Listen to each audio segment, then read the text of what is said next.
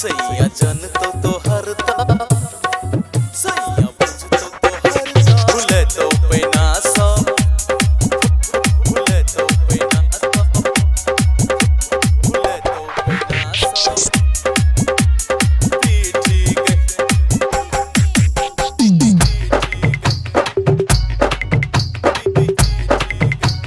ठीक कके सोलह हो सिंगार घूमे सखुबा बाजार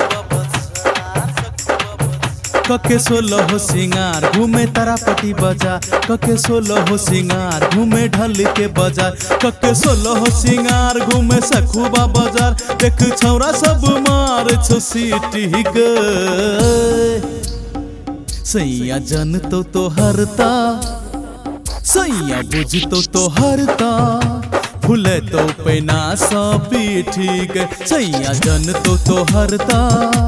भूले तो चला सा पीठी गए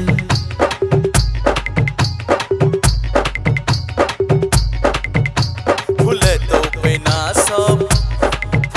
भूले तो पैना सा पीठी गए भूले तो पैना सा पीठी गए भूले तो पैना सा पीठी तोरे खातिर गेल छौ कमाइला विदेश ओकरा पैसा पे खूब करै छल ऐस गे तोरे खातिर गेल छौ कमाइला विदेश ओकरा पैसा पे खूब करै छल ऐस कब घूमे राज विराज कब घूमे बर्दीवास तू तो रहै छ जनकपुर सिटी में सैया जन तो हरता सैया बुझ तो हरता भूले तो पैना सा पीठी गए सैया जन तो हरता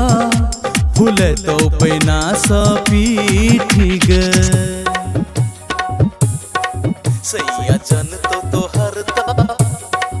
सैया बुझ तो हरता भूले तो पैना सा पीठी गए भूले तो पैना लेटर नथनी कहै छलौ तोरा एको बात तू तो घूमै छले अजय संजय के साथ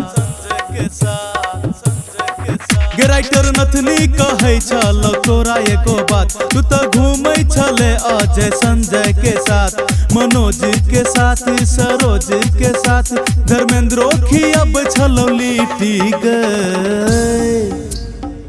सैया जन तो हरता सैया बुझ तो हरता भूले तो पैना सा पीठी गए सैया जन तो हरता भूले तो चला सा पीठी गए कके सोलह हो सिंगार घूमे सखुबा बाजार कके सोलह हो सिंगार घूमे तारापटी बाजार कके सोलह हो सिंगार घूमे ढल के बाजार कके सोलह हो सिंगार घूमे सखुबा बाजार देख छौरा सब मार छो सीटी गए सैया जन तो हरता सैया बुझ तो हरता भूले तो पैना सा पीठी गए सैया जन तो हरता भूले तो चला सा पीठी गए सैया जन तो हरता भूले तो पैना सा पीठी गए मिथिला सीरीज।